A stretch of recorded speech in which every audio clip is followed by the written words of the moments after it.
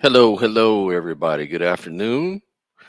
I'm just doing this podcast really quick because we're setting up for hopefully a really lively discussion maybe next weekend, and we're going to be discussing NDEs, which is hold on just a second. There we go. All right, yeah, we're going to discuss NDEs next weekend with Victor Vargas, maybe Brian Ballard. Not sure who. But anyways, I just wanted to kind of set this thing up and kind of maybe promote it beforehand for folks that are interested in this topic. It seems to be a lot of interest in it in the religious community, even in the skeptical community. It seems to be a hot point of contention, and I've been talking about it quite a bit. I actually do a lot of study on just a little layman study. I'm not definitely not trying to act like I'm some kind of expert on the subject. Basically just watching a lot of YouTube, reading a lot of literature. I'm very scientific. I like science. I like that whole way of discovering how reality is, through the scientific method. I respect that. But I also understand that science is not the only way to come to certain kind of truths. But then the question is, what is a better way or a more reliable way to come to truth outside of science? And so I guess it just depends on what we're talking about. Um, when it comes to this discussion of consciousness, well, consciousness is by nature subjective, it's private. It's based on reports, anecdotal evidence. So if someone's talking about their toothache or their headache or their stomach ache or the taste of garlic or whatever, they're talking about a first person experience. You can never really prove that right now from the outside. Basically, you just have to believe what people are telling you. And most of the things that people talk about when it comes to pain, hunger, the taste of garlic, whatever, these things are pretty mundane because we can all relate to these sort of stories. And so it's not a really big problem for people, but it does sort of relate in some philosophical discussions, you know, like if you're having a debate about what's true with a person's experience. Let's say someone says, I have experienced God, or I've experienced an alien abduction, or a near death experience. These are by definition a private experience that they're relaying to you. Unlike the taste of garlic, a lot of people can't relate to it because they've never had these experiences. So these experiences seem not mundane at all, but extraordinary, right? And so when we talk about these extraordinary experiences, a lot of people scoff at it, they dismiss it out of hand. Um, but if you really dig deep into when you want to be consistent, then you have to figure out why. What is the justification to dismiss it or accept it? So for me, I personally, I don't dismiss anyone's experiences out of hand like that. Like I'm not in their head to dismiss it or to believe them, but I do grant them because there's so many people that have all sorts of experiences, and I've had some myself. So I know these things are possible and they happen. Question is what we experience a result of what we're attributing these things to, or are these the result of delusions, our imagination? How do you tell the difference? Um, the sheer number of people who have these experiences, these extraordinary experiences, does that prove that they're real? Well, I think they're real in the sense that I think we can say it's real in the sense that people experience these things. I don't think millions of people lie about near death experiences, UFO encounters, things of this nature. I don't think that everyone necessarily is a liar just because it's an extraordinary experience. But does this mean that the attribution is correct? Does this mean that they really do go somewhere else to another place? Well, That's kind of strange question because in what sense are we talking about? So let's back up. So when I took DMT, for example, many years ago, I took um, DMT a few times, and I've had this out of body experience, if you will, this experience of going through the universe, going through tunnels, seeing lights, seeing all kinds of colors and hieroglyphics and extra dimensions, colors that I really can't describe because I've never seen them before, and I remember them vividly. Does this mean that I was anyway? No, there were witnesses that showed my body was right there in the laying down on my couch when this happened. So it's just not true objectively that I went somewhere. At least it can't be confirmed that I did. I was right there. I was right here. But in my imagination, I was going somewhere, or in my mind, you could say. Some people might say, well, this is proof that the spirit goes places. Well, if we're consistent, then what about the schizophrenics or the people who are on other drugs? Do they actually go places, or is this just their imagination? I think you can test it in the lab to see that you can actually invoke these sort of experiences and their bodies stay in the same place physically. But in a way, you can say you're in another place mentally. We even talk about that in our everyday mundane experience. Like, oh, I wasn't paying attention. I was somewhere else. Like in your mind, you could be somewhere else. But I think with the claim of NDEs, it's a lot deeper than that. We're talking about something deeper. So next weekend or soon, I'm not sure when, we're going to have a debate about how NDEs and the nature of consciousness proves God and proves heaven, specifically Christianity or particular religions. So we're going to kind of explore that. So what I'm going to do is I'm going to kind of like present some pieces of videos from NDEers themselves. People that say that they've had NDEs and what they actually experience. Like, what is the message or what is the impression that they get out of these things, right? And so we're going to kind of go through that with you really quick. The reason I'm doing this is I want to set up the debate for next weekend. I want these things to be addressed because oftentimes on the atheist side, this kind of gets missed, but also on the religious side, a lot of things get missed as well, right?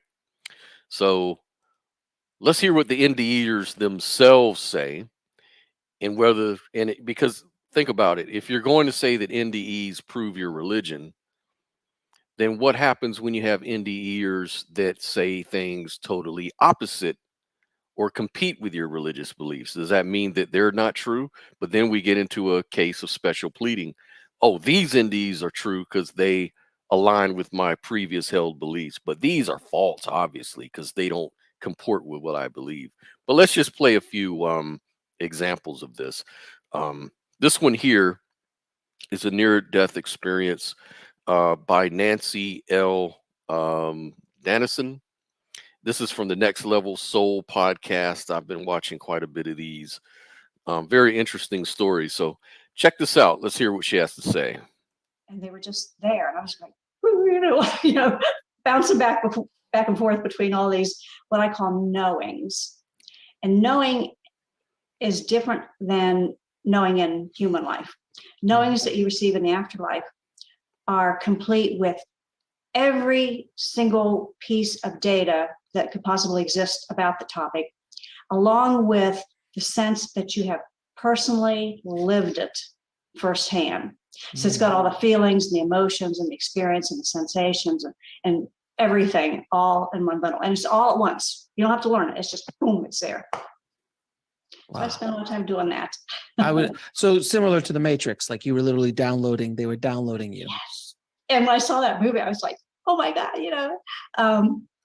and it's kind of similar because, in comparison to the afterlife, human life does kind of look like that, planet Earth that they showed in the Matrix. So these are very common elements, and you're going to be hearing this on these videos that I'm going through.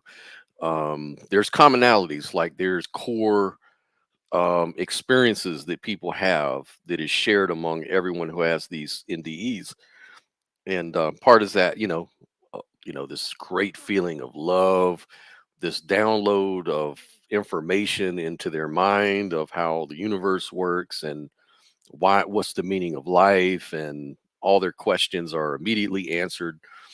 um, Meeting dead loved ones, meeting some sort of spiritual figure like God, Jesus, Allah, um, an alien.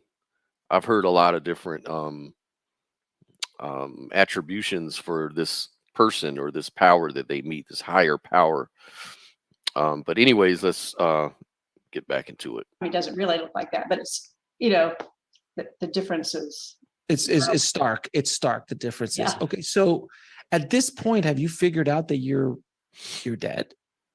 Not yet. I was doing, because I was a health lawyer, I did the way a physician would analyze a patient. I started gathering the facts and I did a review of systems, no breathing, no heartbeat, no this, no that. I'm going, but I can still breathe and I can still see.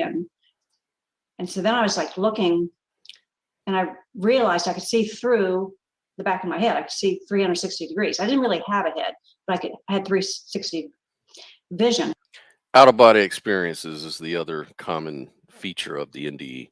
And while I was looking through the back of my head, I saw Nancy's body down in the mammography room. And I saw that she was on Earth, but I knew I was in the light. Mm.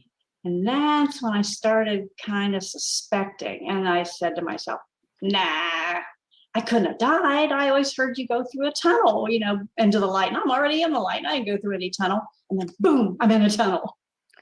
And how near-death experiencers get these glorious tunnels of beautiful colors and lights. Hey, stop using your phone. So yeah, commonalities, the tunnel, the light, and those sort of things. Very, very common indeed, and interesting. But the other thing too, that's a commonality that not a lot of religious people um, maybe are aware of, because maybe they cherry pick. Because there are some NDEers who say that they meet Jesus, and this proves heaven and God, and they have a message to go back and spread the word so people can be saved.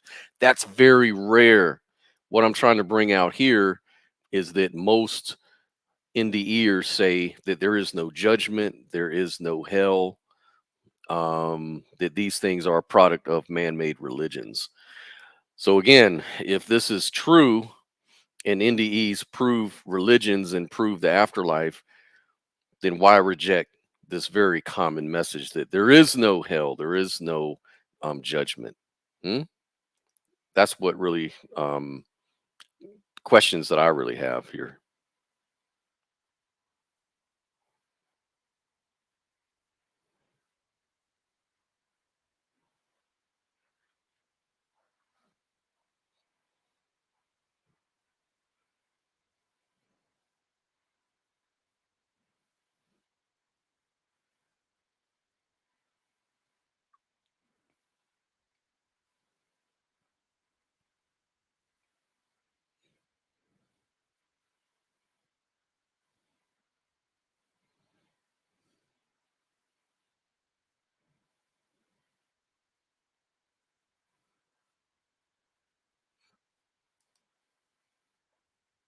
Oh, I'm sorry, I'm not even sharing right now. Hold on.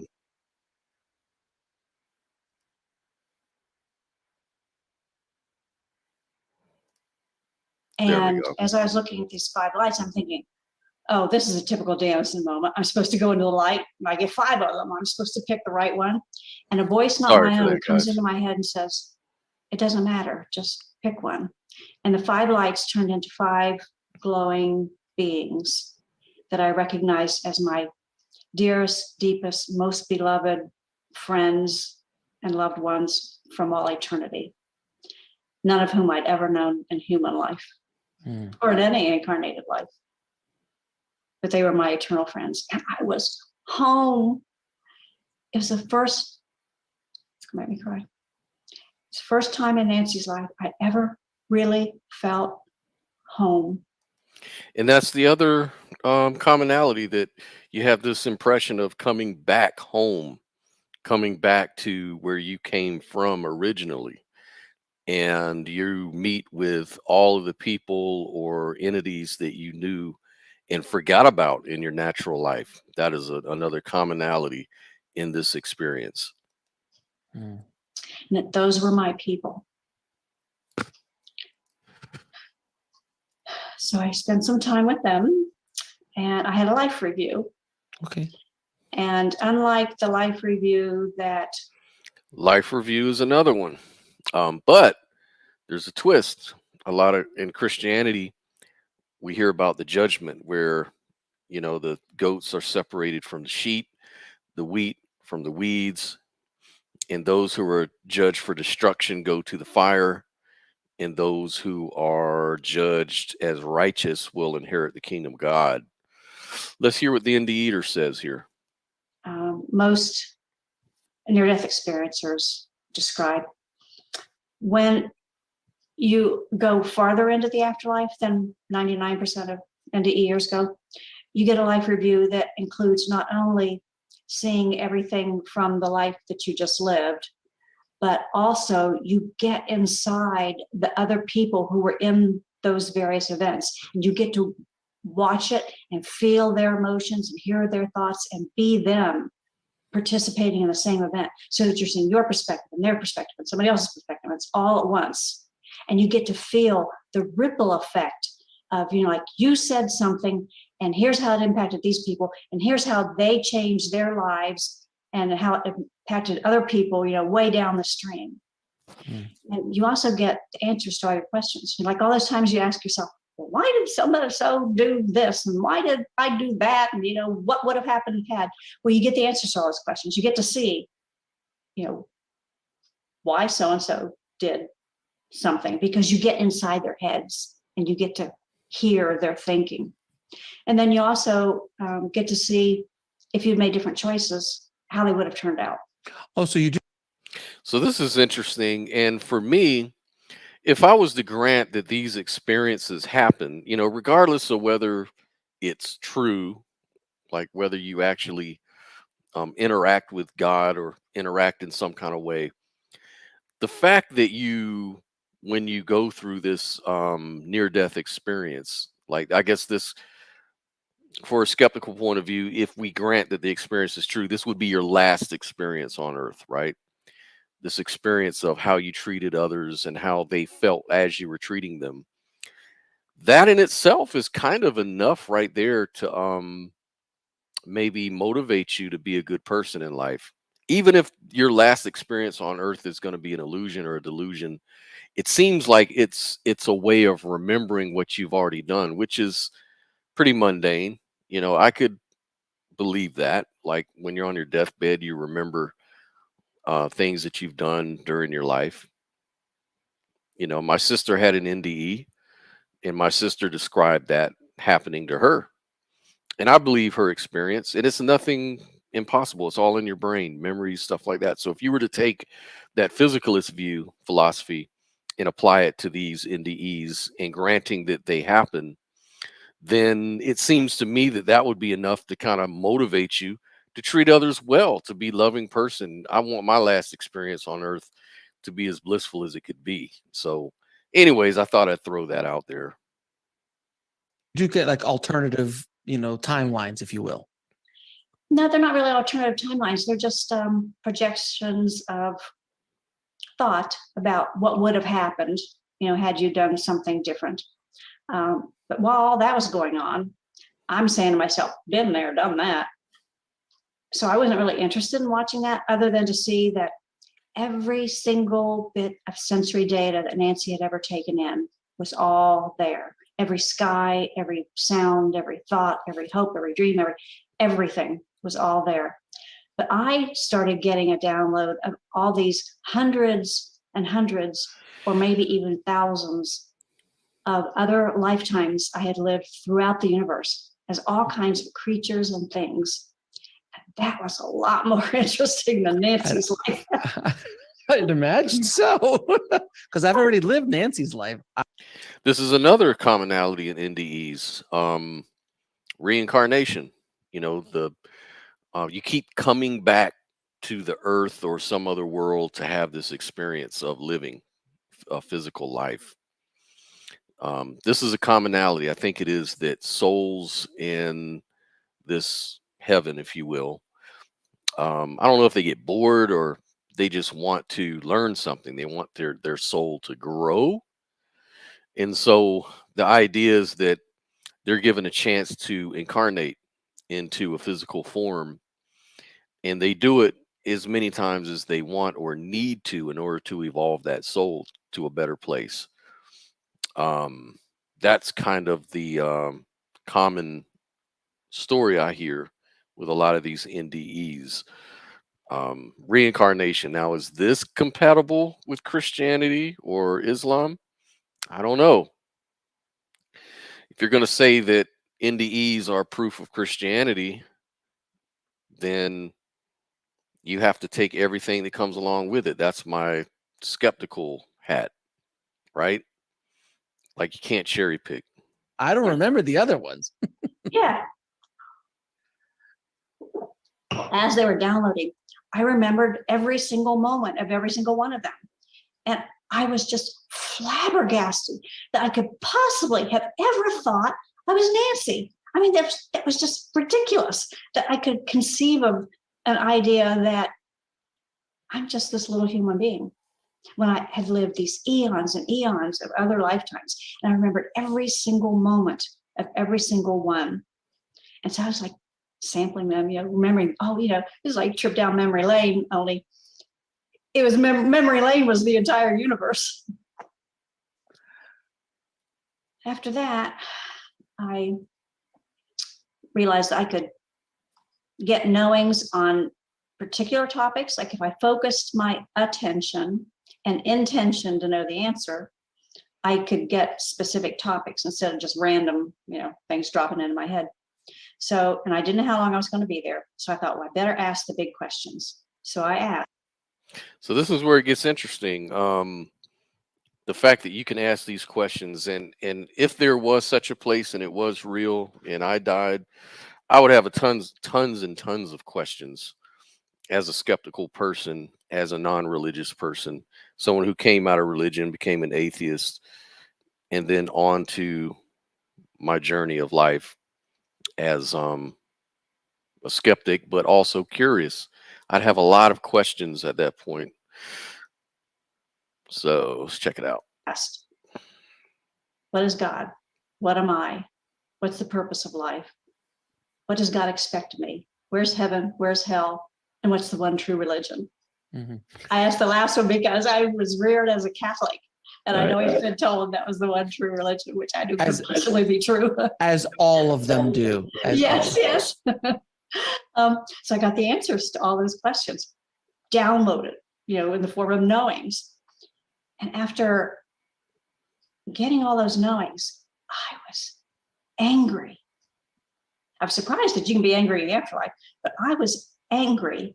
I felt betrayed. I felt like everybody knew this but me. I must be stupider in the dirt if I didn't know this. Everybody's got to know this. And they wouldn't tell me. My parents wouldn't tell me the truth. My church wouldn't tell me the truth. My school, Catholic school, wouldn't tell me the truth. Why weren't they telling me this stuff? Did they think I was stupid? Did they think I couldn't handle it? I couldn't imagine why anybody would have taught me this intricate religion when there wasn't a bit of it that was true. And I had just gotten the truths directly from the source. So there lies the problem. When Christians, Muslims, Hindus, people use the NDE as support for their religion. Well, if you dig deep into the stories of these NDEers, they all seem to say the same thing, that religion is bullshit. They really do. They say the same thing over and over, that religion does not teach you the truth. It's just mainly a tool to learn, or there's some sort of reason to go through it if you actually do. The same with atheism, the same with every kind of worldview. It's not the whole story, it may just be totally false. So, for people to cling to religion and the Bible interpretations as a reflection of truth, and then to use NDEs as the support of that, is not going to work. Literally the source. And I think kind of to calm me down from that, I was shown like a documentary history of planet Earth and how religions developed and how they got to be the way they were when I died and what they were going to be like in the future, so that I could see it was a good faith attempt by souls that knew there was something more, but they couldn't figure out what it was. So they were like projecting human life and human thoughts and human speculation and what they knew about humans as a species onto God and onto the afterlife, assuming must be the same. There we go. So there we have an NDEer who rejects religious teaching. So how do you square that, Christians? How do you square that, Muslims, when you use these NDEs as proof of your God and your religion? It just doesn't work. Not as far as I can see. I mean, unless you cherry pick, that's the only way it's going to work, is if you cherry pick these things. So this is what I want next week in the debate. I want, you know, the uh the affirmative side to lay this out, to help us understand what's really going on. Are you cherry picking or not? That's one of the things that came up, and it's one of the things that I want to see explored. And it seems like it's been ignored every time I discuss it with a religious person. Anyways, I'm going to continue to share different experiencers and their experiences. So check this out. This is a man who went through a 19-day coma, met God, past family members before he was sent back to Earth, and what he had to say about it. Pretty interesting. But again, I want to give a shout out to the other side, NDE, for this one. This is pretty interesting. So here we go. Letting loose. And I always tell people when I give my testimony at churches that I would show them how they dance, but I'm wearing the wrong shoes, so I can't do it. And I remember seeing Jesus and him coming up to me and telling me to go back to earth and be a good Christian and telling others about him. And that's what I'm doing. He was about 6 foot tall and he had long brown hair and facial hair and a bright white robe. I don't remember a feeling. I just remember being there and seeing it. Like I always compare it to a preview of a movie, because in a preview of a movie, you only get to see bits and pieces of it. And I feel like I was only able to see bits and pieces of heaven. And So here, as you can see, we have a Christian who had an NDE that was in line with his previous beliefs. So this kind of casts another question. Why do some people have NDEs that say religions don't matter, and then others say they have NDEs where Jesus or some god of their religion says it does matter, and they want you to spread that message that it's a real religion or that the religious figure is real? What explains that? Could it be that we are constructing all of these things in our mind as we're dying? Like our brain is just hyperactive at that point and coming up with all these sort of ideas based on our memories and deeply held beliefs? Seems possible. Seems very possible. and whenever I was first coming out, I told my mom about it. The thing that really got her was the fact that I was able to see my brother and sister, who were her first two miscarriages that I had never known anything about, never heard about or anything. And I had asked her, Mom, why didn't you tell me you had 2 kids before me? And she looked at me in a weird look. I was like, I just saw them both in heaven. And she didn't know if they were 2 boys, 2 girls, or what. I was like, you got a boy and a girl. One had died at 16 weeks and the other one at 12 weeks. I don't remember like my soul going up a stair path or anything. I just remember being there, and I don't remember coming back. It felt like it was just all one big trip. I remember seeing my dad, Olin, and Want to have the confidence So in this experience, um, this opens up a lot of questions for me. Let's say it's real. So not only is there's a question of why do some people have different gods in their NDE experience or none, um,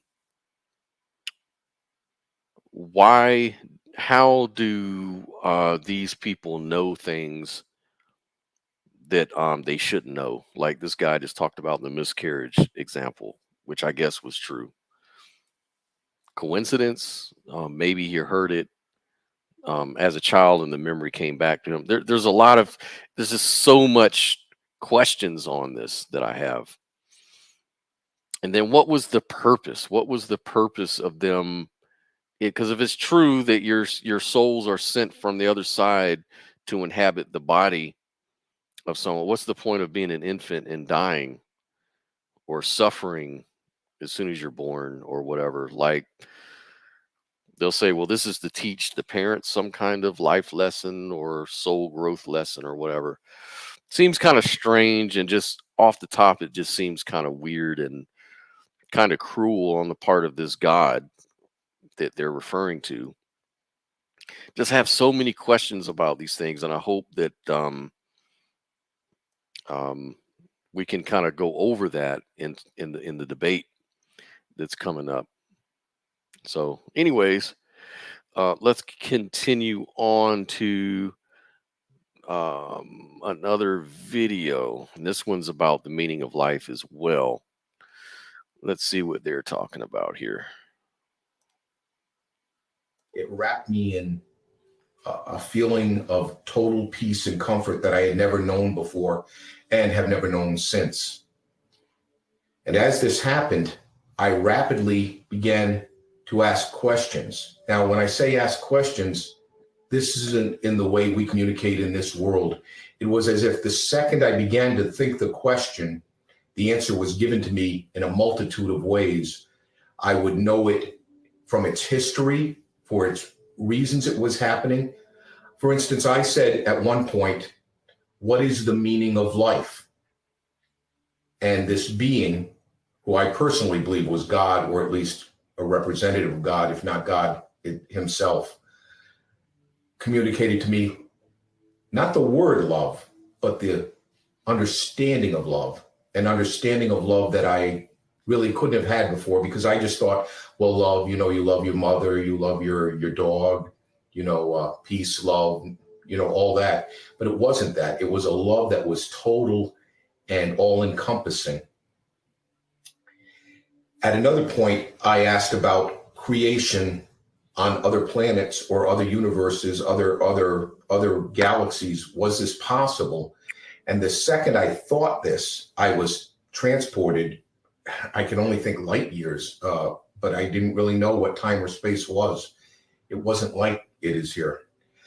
And I was transported to other areas where I saw people living. Some of them seemed to have like Roman garb on, and I can't remember some of the others, to be honest. I then was taken to an area where it was shown to me the creation of the world. And this was shown in a way as if a giant tablet appeared in space and all the history of the world unfolded in me rapidly, yet I understood everything. And I was part of all things that had happened somehow. I was connected to this, and I could understand it. I could understand so many things so rapidly and completely that there is no way to explain this to anybody. And at some point, I realized I would have to go back. And I pleaded not to return. And I was told, well, you must return. And these beings around me of light indicated you have to return. There's very important reasons. I don't recall what they said. I don't know what the reasons were. But the next thing that happened was very powerful to me and has always stayed with me, as has the whole experience. Although this sounds egotistical, I don't know how to say it other than what happened. Millions or at least thousands of these light beings surrounded me and began to sing. And when I say sing, they were making music of a beauty that was improvisational and full and complete, like I've never heard in this world. And they were basically praising me and sending me back to do God's work. And at that point, the next memory I have, I woke up in a bathroom in this apartment I was at. All right. So what do we get from that one? It seems like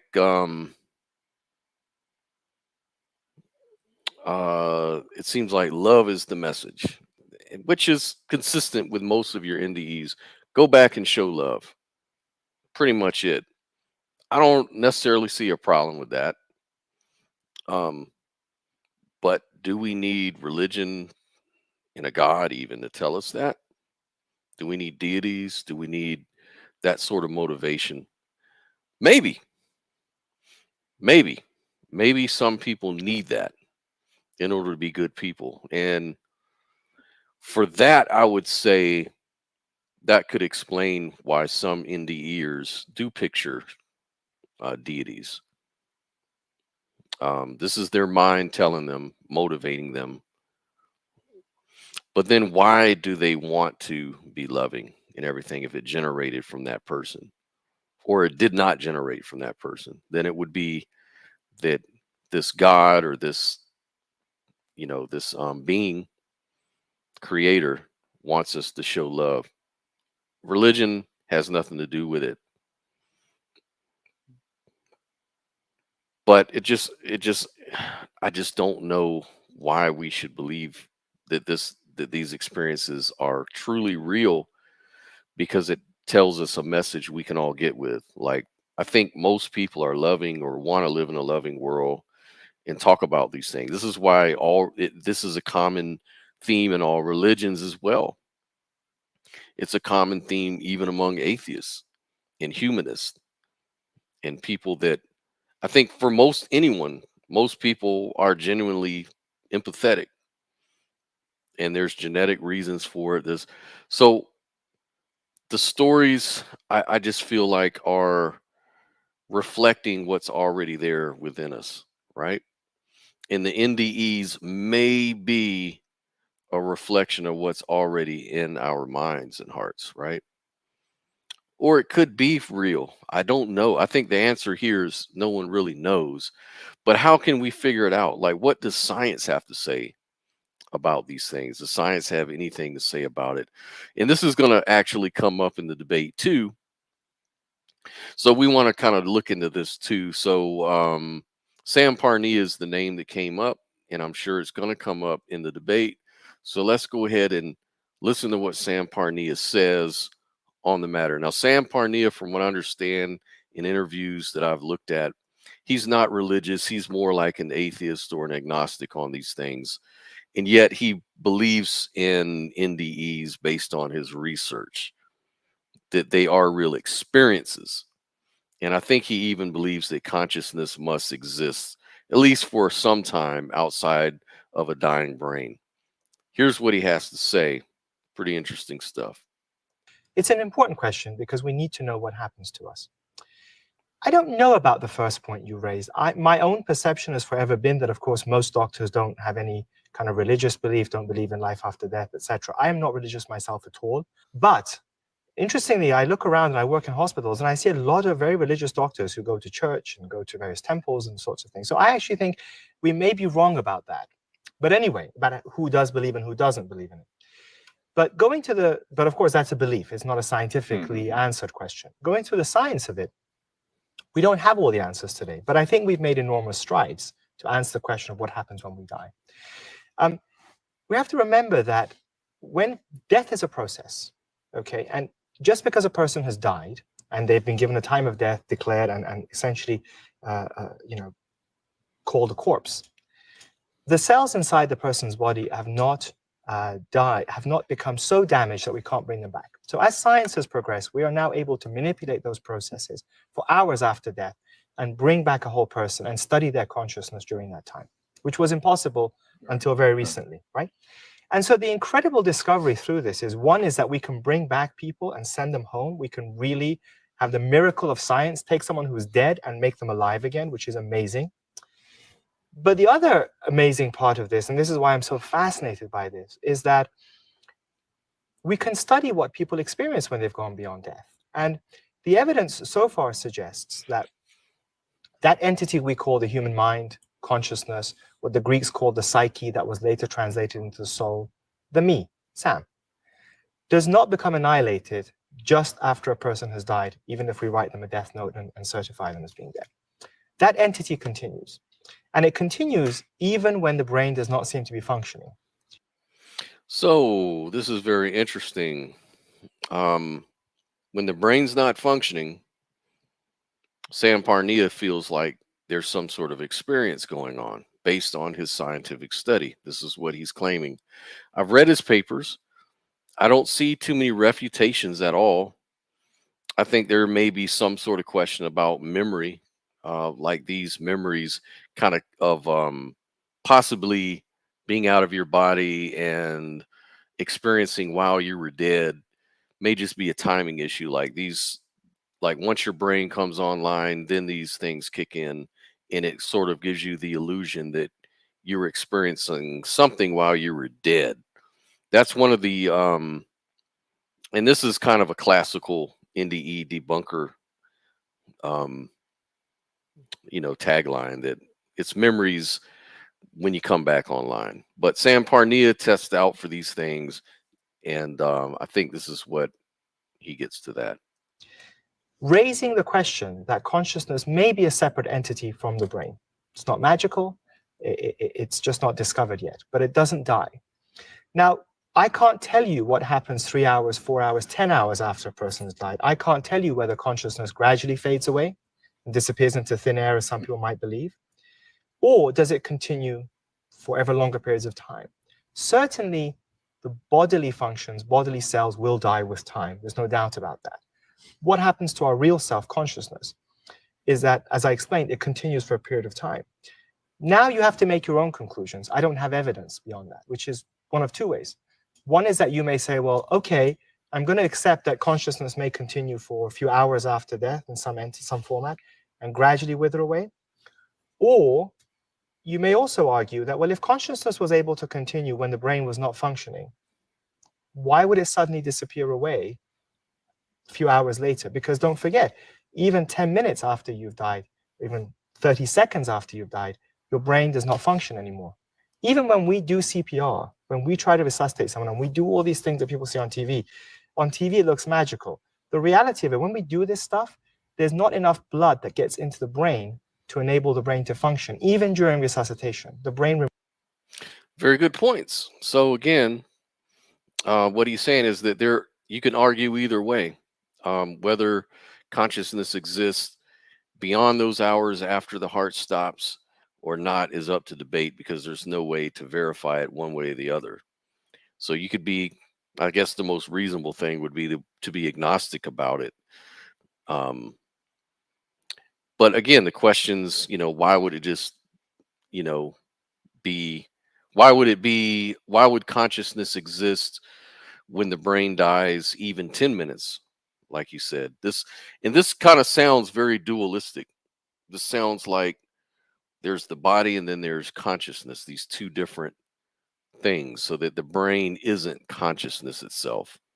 Because if it was, there would be no consciousness, at all once the brain goes offline.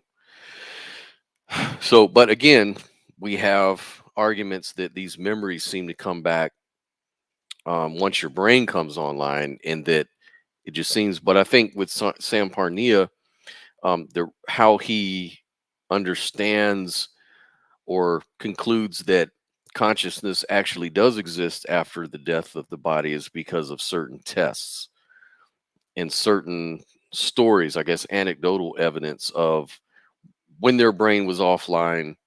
People can talk about seeing things, hearing things, which raises even more questions. If your brain is dead, how can you see anything, since seeing and hearing and all these things are functions of the brain? How does that work? This seems to be a slap in the face to Mother Nature, who spent billions of years to evolve into these intricate things we call seeing and sight and hearing and sound and understanding sound and things like that. I mean, why would nature need to go through all that trouble if even without a brain you can see and hear and all these things? It just doesn't make a whole lot of sense to me. But maybe that's a product of blind sight. There is this thing called blind sight where people actually are blind and yet see things in a different kind. The brain sort of reconstructs images out of data or information, and maybe there's just data out there and you're just aligning with the data. I mean, there's a whole lot of esoteric imaginary, but it's all imaginary. You can come up with any sort of explanation for them. I don't think anyone knows. I think it's just the humble thing to do is say, I wouldn't know, I don't know.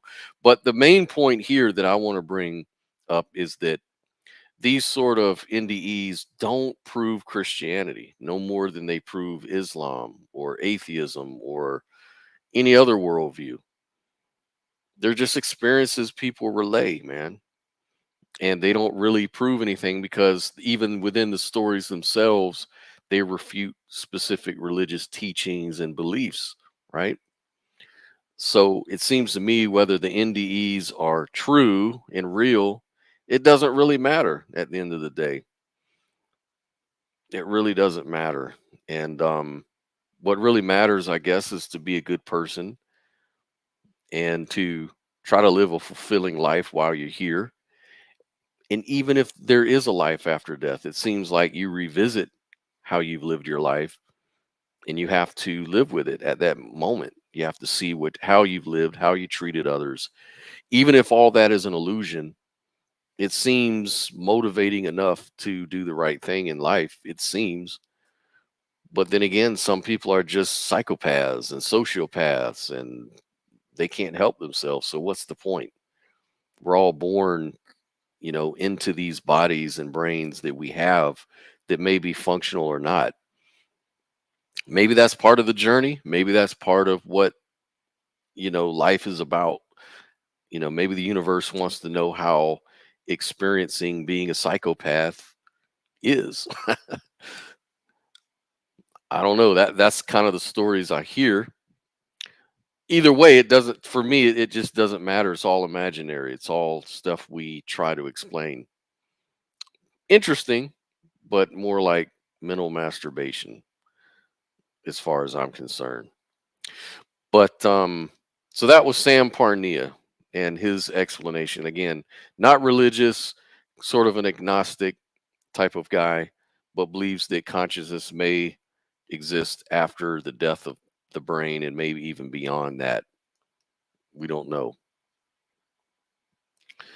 But let's see, we have a few more things I wanted to present that may be interesting. Let's see. Maybe I've looked at them all. Let's see.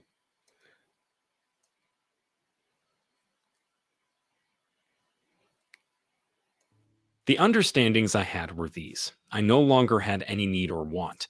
These included food and drink, companionship, or entertainment. I was without emotion except for the euphoria I was feeling. I had no desire to ask questions, being so totally at peace with myself and my surroundings.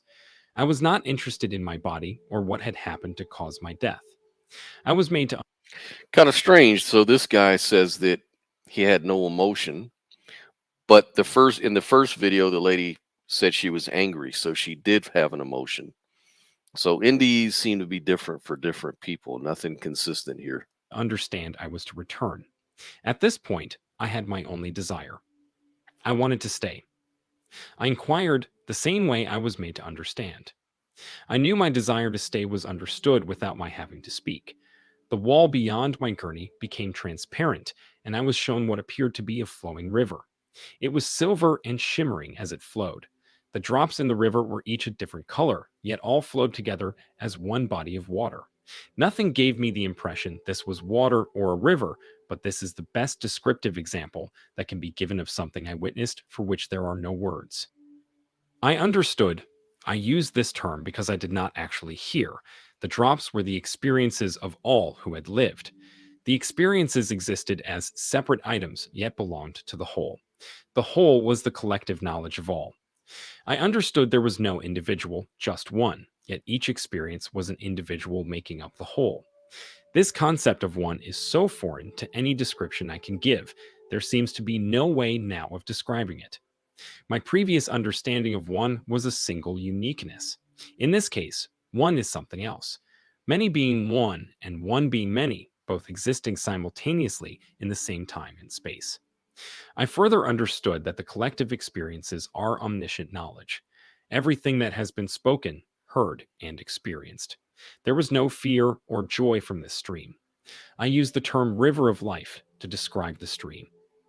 There was an understanding of complete peace, happiness, and contentment without the need or want coming from the river of life. I had a strong desire now to join the river of life and felt this was home. I understood I was not to join the river of life at that time. I was to go back. With this understanding, I began to have fears and questions. I again reiterated I did not want to go. I understood I was to go back. I then was made to understand there would be great pain. I did not want to face the pain that awaited me. I understood the pain would be great, and it would change and mold me. I wanted to know why and what I was to do.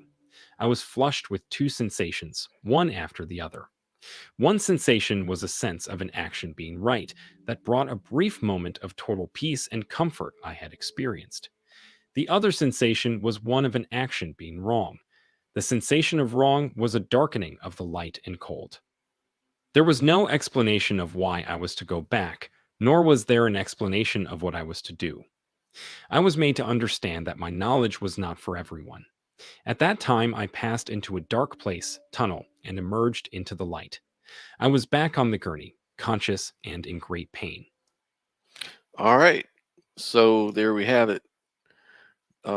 This guy had an experience that kind of met some of the core features of the NDE, the feeling of love, of not wanting to go back, feeling like you were at home again, where you came from, and that you had some sort of message, mainly of being loving person. And it's not for everyone, he said.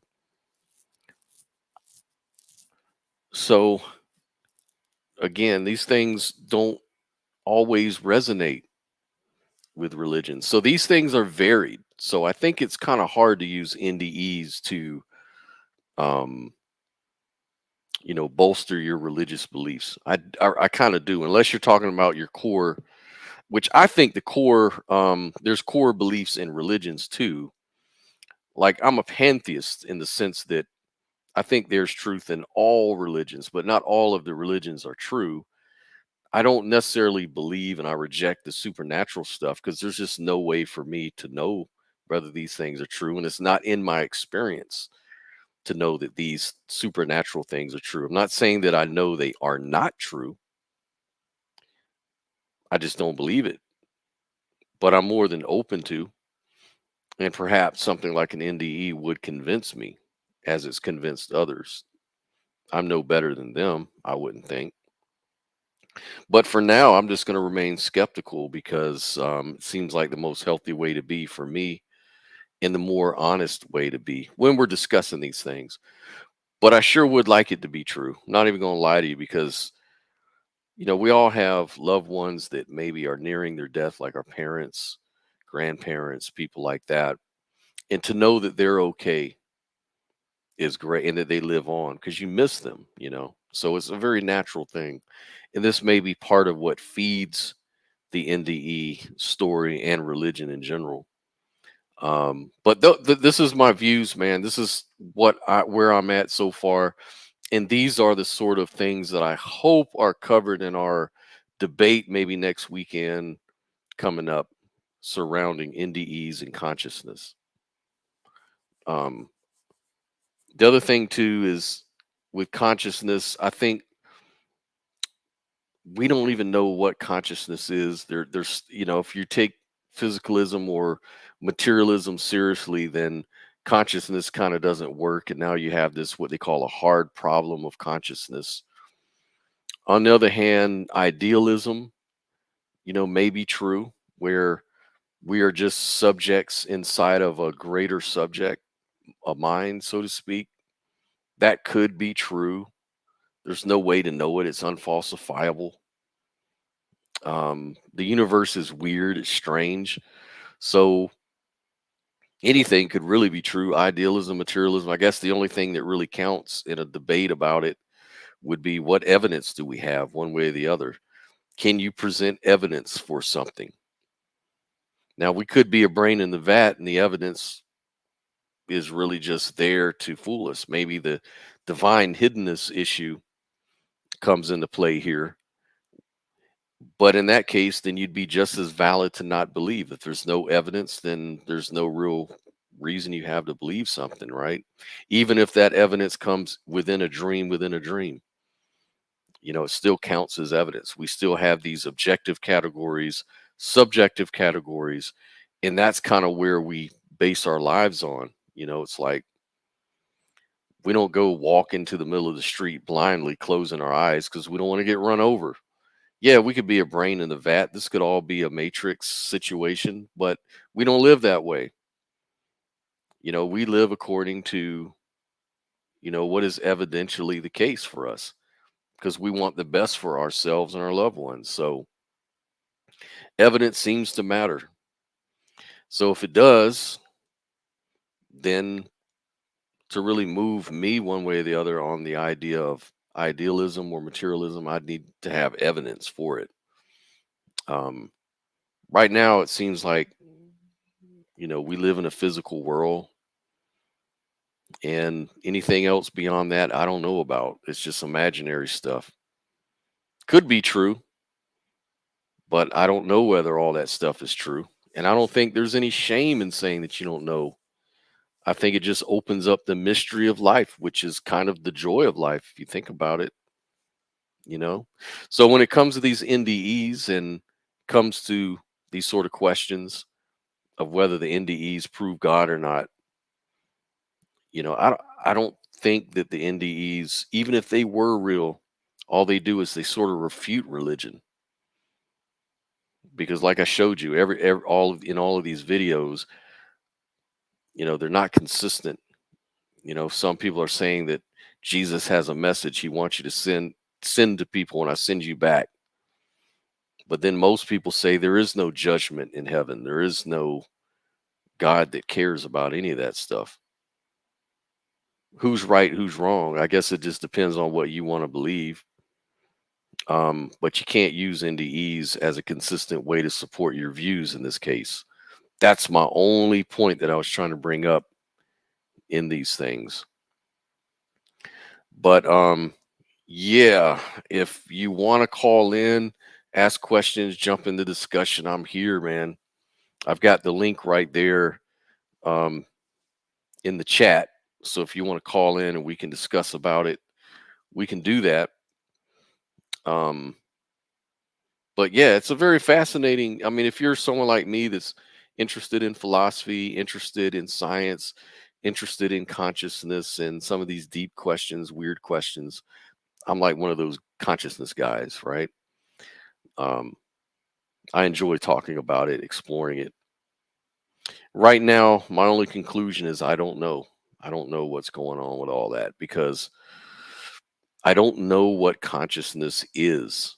It's just an experience. If we're going to talk about just the raw experience of everything, then yeah, I believe that exists.